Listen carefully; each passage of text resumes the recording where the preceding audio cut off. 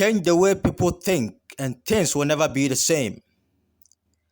The oneness of community, for instance, is at the heart of our culture. It is better to die for an idea that would live than to live for an idea that would die.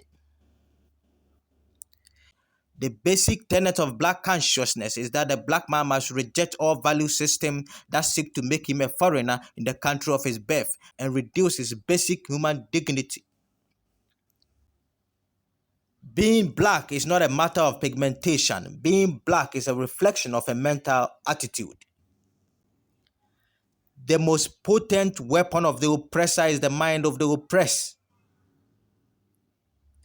The great powers of the world may have done wonders in giving the world an industrial and military look. But the great gift still has to come from Africa, giving the world a more human face.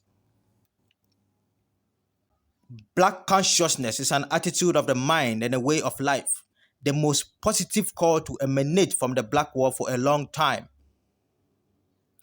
You are either alive and proud or you are dead, and when you are dead, you can't care anyway. Merely by describing yourself as Black, you have started on a road towards emancipation. Women must be at the forefront of nation building to bring the African citizenry together. The wealth of a country must eventually be enjoyed by people of the country. I am against the fact that a settler minority should impose an entire system of value on our indigenous people. Black man, you are on your own. I think the central theme about the Black society is that it has got element of a defeated society. We do not want to be reminded that it is we, the indigenous people, who are poor and exploited in the land of our birth.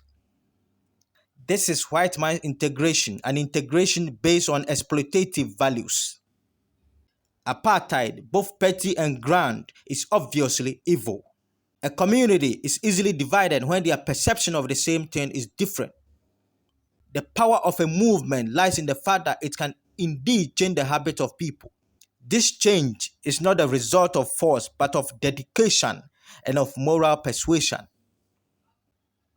People must be aware of their problems in a realistic way.